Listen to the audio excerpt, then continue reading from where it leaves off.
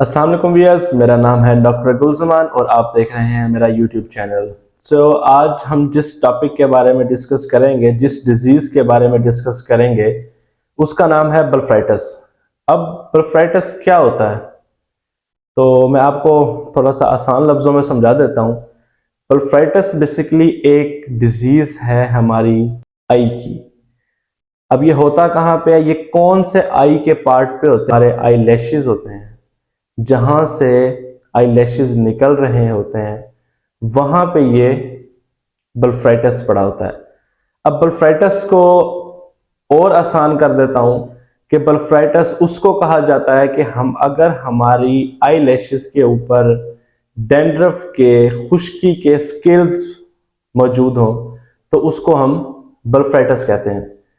अब ये दो किस्म का होता है, एक इंटीरियर ब्लेफाइटिस, एक पोस्टीरियर ब्लेफाइटिस। अब उसके आगे भी सब टाइप्स हैं, जैसे कि ये कौन से बैक्टीरिया की वजह से होता है। यहां पे अब हम दो बैक्टीरिया को डिस्कस करेंगे। The first one is that staphylococcal bacteria and the second one is that seborrheic bacteria. ठीक है। अब सबसे पहले हम ये देखते हैं कि पेशेंट में इसमें साइन सिम्टम्स क्या होते हैं, मतलब पेशेंट्स जो हमारे पास विजिट करते हैं तो वो किस कंप्लेन के साथ हमारे पास आते हैं, और इसकी क्या क्या सेकेंडरी कॉज भी हो सकती है कि अगर हम इसको ठीक ना करें तो कौन सी दूसरी खतरनाक बीमारियों से हमारा सामना हो सकता है। सबसे पहले हम ये डिस्कस करेंगे कि हमारे पास पेशेंट क्या कंप्लेन लेके आते हैं। सबसे पहले इसमें पेशेंट की कंप्लेन ये होती है कि उनको आई में इचिंग यानी कि आंखों में खारिश महसूस होती है। सेकंड, आंखों में ड्राइनेस हो जाती है, आंखों का खुश्क हो जाना।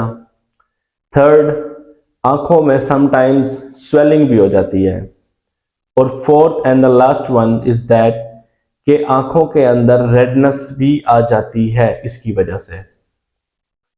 अब अगर हम इसको क्योर ना करें तो इसकी वजह से कौन कौन सी बीमारियां लग सकती हैं, वो मैं आपको बताता चलूं।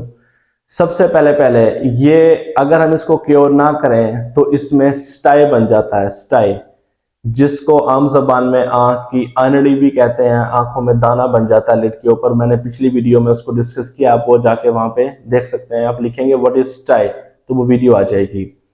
सेकेंडली ये होता है कि अगर आप ब्लेफाइटिस को ठीक नहीं करेंगे तो आपकी जो आईलैशेस, जो न्यू ग्रोथ होती है, वो मिस अलाइनमेंट हो जाते हैं। इसको हम ट्राइकेसिस कहते हैं। अब इसका नुकसान क्या होता है? इसका नुकसान ये होता है कि हमारी जो पुतली होती है ये इसको डैमेज कर सकता है, और अल्लाह ना करे अगर ये डैमेज हो गई तो इसका फिर रिकवरी करना बहुत ही मुश्किल हो जाता है। थर्ड वन ये है कि जब इसके ऑयल ग्लैंड्स जो ब्लॉक करता है तो इसमें ड्राइनेस हो जाती है आंखों में। जो इसकी सबसे आखिरी वजह है वो, अगर आप इसको क्योर नहीं करेंगे तो आंखें में सुर्ख हो जाना, आंखों का सुर्ख हो जाना भी इसकी अलामात में आता है। अब ये जो बीमारियां थी कि अगर हम ब्लेफाइटिस का इलाज नहीं करेंगे तो ये चीजें भी हमारे साथ हो सकती हैं। अब ये कौन से लोगों में पाई जाती है? ऐसे लोग जिनका जो चेहरा होगा बहुत ज्यादा ऑयली हो तो उनको ब्लेफाइटिस होने का खतरा बहुत ज्यादा हो सकता है। ऐसे लोग जिनको स्कैबीज हो उनको बहुत ज्यादा हो सकता है खतरा कि उनको ब्लेफाइटिस हो जाए। ऐसे लोग जिनके बालों में खुश्की हो, बालों में डैंड्रफ के स्केल्स बने हो, ऐसे लोगों को बहुत ज्यादा खतरा हो सकता है कि उनको ब्लेफाइटिस हो। अब ये बेसिकली दो टाइप्स की होती है, जैसे मैंने पहले बताया कि the first one is staphylococcal bacteria and the second one is sporic bacteria. अब जो स्पोरिक बैक्टीरिया होता है उसमें यह होता है कि आपके जो आईलैशेस होते हैं उस पर डैंड्रफ के स्केल्स बन जाते हैं, व्हाइट एंड येलोइश। एंड जो स्टेप्लोकोकल बैक्टीरिया होता है उसमें यह होता है कि आपकी जो आई लैशेज हैं उस पर स्केल्स के साथ स्टिकनेस भी जाहिर होती है। तो अब हम डिस्कस करेंगे कि हम इसकी मैनेजमेंट कैसे कर सकते हैं। सबसे पहले आपने अपने हैंड वॉश करने हैं, अपने हैंड्स को क्लीन करेंगे। दूसरा यह है कि अगर आप कोई ऐसी मेडिसिन यूज करते भी हैं तो उसके साथ ये मुकम्मल तौर पर खत्म नहीं होता। अब इसको प्रॉपर खत्म करने के लिए क्या स्टेप हैं वो मैं आपको एक्सप्लेन कर देता हूं। जो पहला स्टेप है, पहला स्टेप ये है कि आप इसमें हॉट कंप्रेशन लेंगे, मतलब आपने एक साफ सा कपड़ा लेना है, उसके साथ अपने आईलिड की टकोर करनी है। सेकंड चीज ये है कि एक जॉनसन्स बेबी शैम्पू, ये वो शैम्पू है जो हम मोस्टली बच्चों में इस्तेमाल करते हैं। ये शैम्पू आंखों में नहीं चुभता। तो जॉनसन्स बेबी शैम्पू का आप एक ड्रॉप्स लेंगे अपनी इंडेक्स फिंगर पे, इसको इंडेक्स फिंगर कहते हैं, और जो सेकंड ड्रॉप्स है वो अपने दूसरे हाथ की इंडेक्स फिंगर में लेंगे।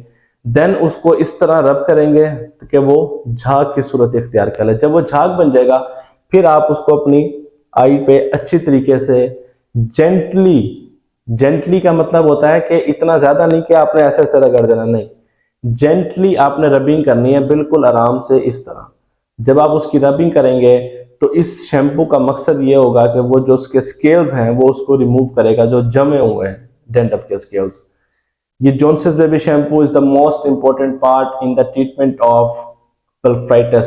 ये याद रखिएगा, अगर आप सिर्फ मेडिसिन यूज करते हैं तो ब्लेफाइटिस कंप्लीटली रिमूव नहीं होगा। मेडिसिन यूज करने के कुछ देर बाद आराम आ जाएगा, एक हफ्ते के बाद दोबारा आपको हो जाएगा। तो पहला स्टेप ये है कि आप जॉनसन्स बेबी शैम्पू से उसको अच्छे तरीके से क्लीन करेंगे। ये वो तरीका है जो आप घर में यूज कर सकते हैं। अगर उसके बाद भी आपको ब्लेफाइटिस नहीं जा रहा, देन एक ऑइंटमेंट होती है, अपने लिड पे लगा के सो जाना है, और उसके बाद आप उसको जब सुबह उठेंगे तो जॉनसन्स बेबी शैम्पू के साथ क्लीन कर लेंगे। ये सिर्फ 2 चीजें आपने करनी है। इन 2 चीजों का बाद विद इन 2 to 3 डेज आप अपनी बेहतरी देखेंगे कि आपकी बेहतरी किस तरफ आ रही है। जो ऑइंटमेंट है उसका नाम है ब्लेफामाइड आई ऑइंटमेंट। ब्लेफामाइड ड्रॉप्स की सूरत में भी होता है, आई ऑइंटमेंट की सूरत में भी होता है, लेकिन आपने आई ऑइंटमेंट यूज करनी है। रात सोने से पहले आई ऑइंटमेंट आप अपने लिड पे लगा के सो जाएंगे। अगर आंख के अंदर भी चले जाए तो कोई मसले वाली बात नहीं है। And the second thing that के ऑइंटमेंट लगाने से पहले लैशेस को उस शैम्पू के साथ वॉश करेंगे और लगा के सो जाएंगे। फिर जब आप सुबह उठेंगे तब आप उसको अच्छे तरीके से वॉश करेंगे। विद इन 2 to 3 डेज आपका ये जो ब्लेफाइटिस वाला मसला है वो इंशाल्लाह रिजॉल्व हो चुकेगा। ठीक है जी, अब मुझे अपनी दुआओं में याद रखेगा। इंशाल्लाह मिलते हैं नेक्स्ट वीडियो में, और मेरे चैनल को सब्सक्राइब करना और बेल आइकन करना ना भूलिएगा जी। अल्लाह हाफिज।